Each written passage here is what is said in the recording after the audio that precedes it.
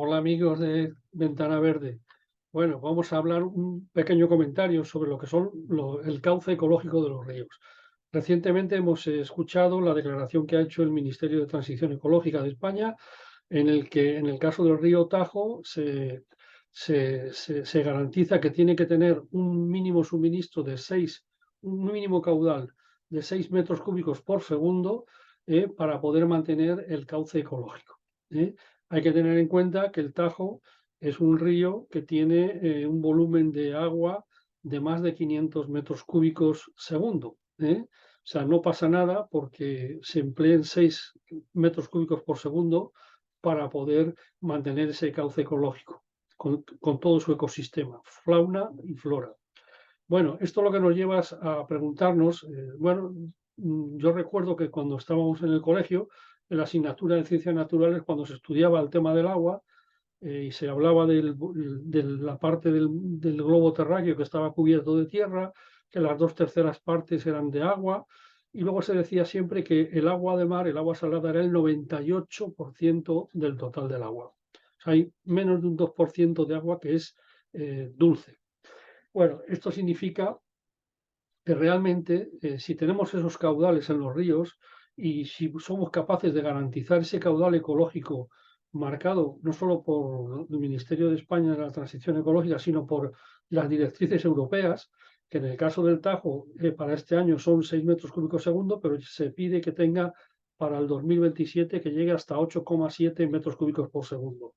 Sobre 500 metros cúbicos segundo, eso es una cosa ínfima, totalmente ínfima. Bueno, pero entonces, ¿qué pasa? ¿Qué vamos a hacer con todo ese volumen de agua que va al mar? ¿Vamos a seguir dejando que el agua se vaya al mar? ¿Vamos a seguir dejando que esa agua se salinice, se contamine? Y luego vamos a captar el agua en las depuradoras. Eso ya hemos visto que no funcionó.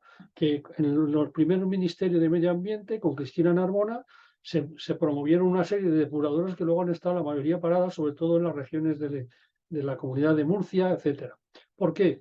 Pues porque ese agua de una desaladora puede ser, desde un punto de vista sostenible económicamente, para suministro doméstico.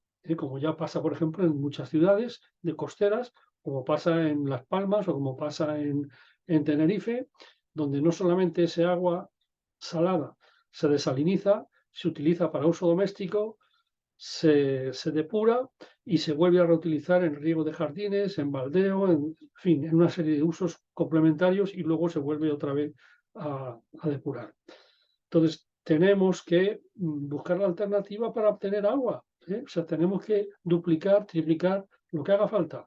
La capacidad de almacenamiento de embalses, presas, lagos o como queramos llamarlo, nos da igual, en los sitios donde haya que hacerlo, porque no podemos permitirnos seguir con este tema. Yo recuerdo, yo he estado viviendo 2 años en Venezuela y Venezuela tiene una pluviometría de unos 6.000 litros al año por metro cuadrado. Hay una estación de lluvias y una estación seca. Esos 6.000 litros caen prácticamente en 4 o 5 meses, no más. Bueno, yo me acuerdo que me decían los responsables de extensión agraria de donde yo estaba trabajando, me decía, aquí el problema que tenemos es que en verano las vacas se nos mueren de sed y en invierno las vacas se nos ahogan por el exceso de agua. Bueno, pues eso es lo que diferencia un país en desarrollo, en vías de desarrollo, de un país desarrollado. No podemos permitirnos ese problema de dejar que todo ese agua se vaya al mar. Hay que reutilizarlo, garanticemos los cauces ecológicos siempre, incluso con cifras mucho mayores de las que nos obligue la normativa europea, pero utilicemos ese agua.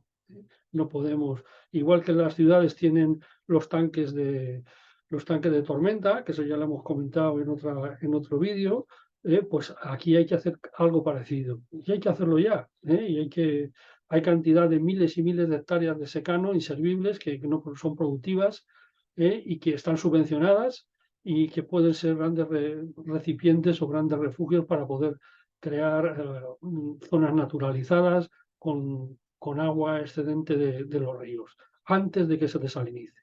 Pues nada más, es una reflexión. Hasta otro día, gracias.